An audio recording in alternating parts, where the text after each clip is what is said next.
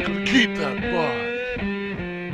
Rubber side down. You're right there, ladies and gents, how is it going? I'm out on Daffy, as you can see, my little V-Strom 800 RE, just out doing a little test run, enjoying a day off work and ease. The main thing I'm out testing is the new fuel map that I've had done on this motorcycle. I recently fitted an SC Project exhaust pipe and also a DNA open filter type jobberoo to the airbox.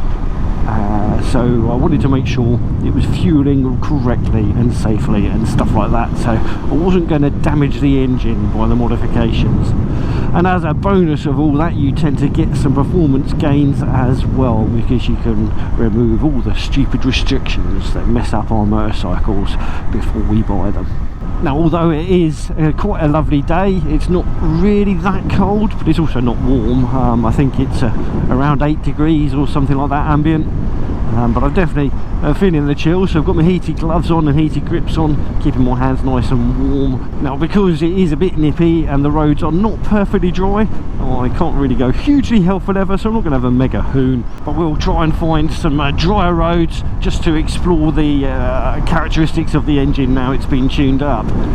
When I took it into them, I asked them to give me more bottom and mid-range rather than top-end power, because at the end of the day this isn't a race bike. I'm not interested in it being a track day tool or anything like that. I just want usable everyday road going tractability and enjoyment, and that is all in the mid-range and the bottom ends.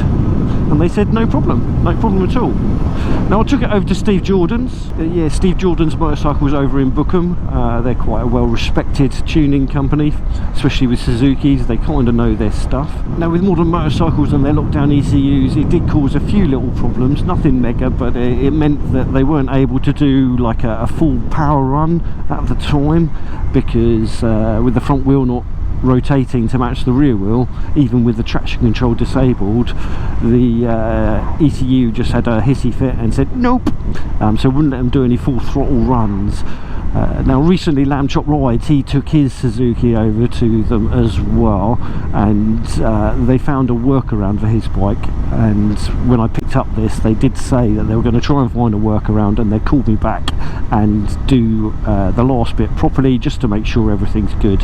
But they had no problems in giving me the bike back, and they said that it is perfectly safe, it's fueling absolutely fine, but they just wanted to double check it on a power run. And it was always good to get a power run, isn't it? Because then you get the numbers, the bragging rights and all that sort of stuff. Now, I'm an absolute fan of having rider aids on our motorcycles, and I do like how easy it is to sort of switch bits off and change modes and stuff on the Suzuki. But what I don't like is that even when it's turned off, it's not all completely turned off, and that's what caused the hissy fit. So it's the Suzuki software basically, or Bosch software basically, that just doesn't ever let go. And I'm just like, we're adults, we should be able to choose what we have switched on and switched off, and it should just turn off when we don't want it, you know. I know it's ride by wire, so the throttle is kind of a bit electronic-y and stuff like that, but yeah, if I want my stuff off, I want it off. And talking of off, let's put this into a more playful situation. There we go, traction control off. So with the traction control off, throttle mode A, ABS doesn't matter. Right, now we're in the most playful mode on this motorcycle, and where we are at, the roads aren't too slimy, a bit cold, but they're not slimy, not wet, and we've just got a nice little playful humpback bridge here, so we'll just give it a little bit of juice as we go over the top and see what happens. Hopefully we'll have a little bit of a lively front end.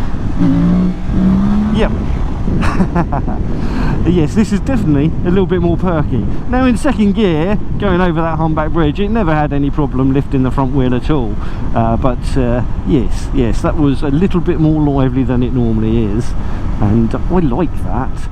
So yes, having this a little bit more playful, just like that, is exactly what I wanted from the mapping. I wanted low down grunt and mid-range grunt, so when you're riding at road speeds, your fueling is just delicious, and it seems to be so.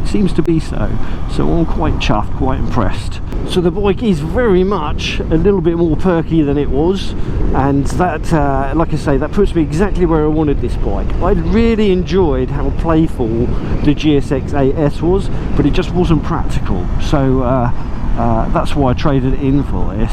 But I didn't want to lose the fun that that bike was.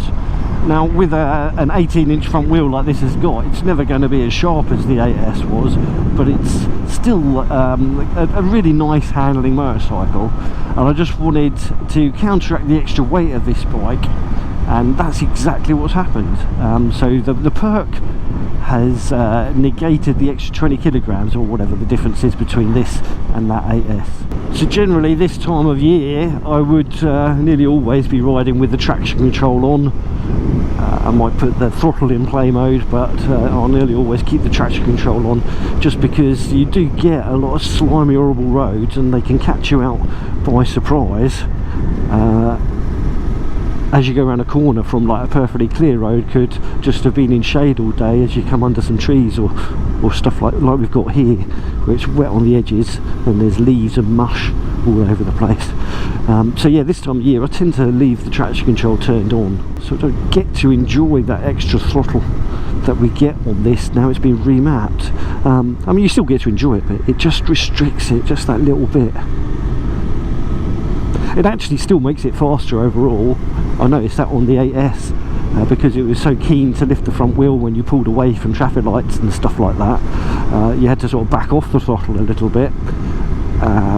Whereas if you had the traction control switched on, even on mode 1, it would just hold the front end down, so you could actually give it much more throttle pulling away, and it would just balance the bike so it didn't waste energy lifting the front wheel. It just went forward and was fun. It's good to know that that power's there, isn't it? I like it. I'm waffling, I know I am, but I just like it when that front lifts when you open that throttle up. So this bike is a little bit of a Jekyll and Hyde. When you're just being gentle, it's just a little pussycat and it's never going to annoy anyone. But now with this airbox mod, when you open the throttle, it just goes with the old remap, but that throttle induction on the airbox is just lovely. I love it. And it's not like something that gets annoying to live with either, because it's only really throaty when you open the throttle, and then when you're just sort of mooching along, it's back to being a very nice little pussycat again.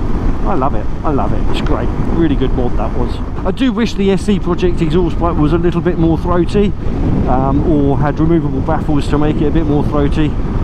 But I'm not prepared to pull the can apart to get the baffles out, because yeah, that will destroy the quality of the can. So yes, it's what it is, but it keeps this motorcycle doing what it's supposed to do, and that's mind its P's and Q's and not offend anyone. So you can have a little bit more fun on a bike like that without drawing any attention to yourself, can't you? Little wolf in sheep's clothing. That's kind of what I wanted from this. A little sleeper motorcycle. I mean, it's still only sort of 80 horsepower at the crank sort of thing, or whatever it is. I don't think it's got a huge gain from out the box stock tune as far as outright power goes, but the bike isn't about that. Parallel twins are not about top end power particularly. Well, let's go find a cup of tea or something, I guess. Can I fit in there? Yes, down the end here. Right, let's go grab a cup of tea from the cafe.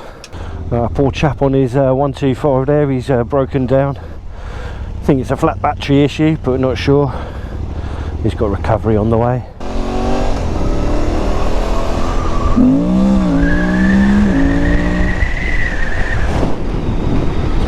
Well, that was a bit of wheel spin and fishtailing up the road. I was expecting the front to pop up over the little crest there, but no, we just had cold tyres and wheel spin. But all manageable. That's what I love about this engine. It's just so predictable and fun. Love it. Oh, there'd be the Rosas up ahead. I need to pretend that I'm a sensible person. when I remapped my Aprilia Tuareg 660, that was to fix a fueling problem, and that was like a night and day difference, a massive improvements on how the bike ran. So it was very easy to notice that it had worked and it was effective and it did the things it needed to do because it solved the problem that the bike had. Whereas with this, the fueling on this bike was lovely when the bike was stock. There was nothing wrong with it. It was smooth, it was predictable, it was tractable, and the engine characteristics meant that it just felt very nice. So me getting it mapped was purely just to suit the new parts, to make sure they weren't going to cause any damage to it. And that means that it's sort of a much less noticeable change unless you're very sensitive to those sorts of things. But it is most definitely an improvement and a noticeable one. It's just a little bit more subtle than it was on the Aprilia. And I'm fine with subtle, especially on this bike, my little stealth bike, my little sleeper. It's hardly a sleeper, I know, like I said earlier. But yes, that's kind of what the ethos of this bike is for me. It's like, I don't want it to be anything in your face or anything like that. I just want it to be an all-weather, all year round, practical motorcycle that puts a grin on my face every time I ride it. And because I ride it more than my other bikes, it does mean that I'm getting so very fond of it. I knew I was going to, I really did. It's why I've sort of thrown the money at the things that I've done for it, like the handlebars and the ECU tune and the expensive exhaust and stuff like that. This one is a keeper for me, much to my friend's dismay. Talking of my friend, my mate Staff Advance, he's an author. He's just had his first book published and he's having another 2 books published this week, I think, at time of recording. So they are probably out, so all 3 books are launched now. I will put the links to where you can get them on Amazon, and I'll hopefully encourage you to go and either download them for your Kindle if you've got a Kindle, or to purchase the actual paperback if you like a real book. But if you do have a Kindle, he gets more out of it if you buy the Kindle version. So yeah, buy the Kindle version. Because I'm not much of a reader, I don't have a Kindle device, so I've had to buy the paperback. So sorry, Staff. But yes, I've always loved to support my friend's endeavours, and he's such a creative person. I've always enjoyed his writing in the past, and he's never got round to actually making a book, and now he's not just made a book, he's done 3 and he's got more in the pipeline. So awesome stuff. Please go support my friend. Alright, so I guess that's just about it really, isn't it? I've pimped out my mate's books, go buy it. I've talked to you a little bit about the ECU tune on this bike, which I very much love and I'm happy with. Thanks Steve Jordans for sorting that out. I'll be in touch to see if we can do that update power run. So if you haven't done so already, please do click that subscribe button. It would be great to have you come back for some more. If you like the video, give it a big old thumbs up, we very much like them. And please do drop down a comment. I know it's difficult these days for all you telly watchers, but yes, comments are dying. We love the comments. Give us the comments back. Come on, drop in a comment. Anyway, that's about it. So you ride safe, take care, and I shall catch you all in the next one. Bye bye for now. Keep that That induction, oh yeah.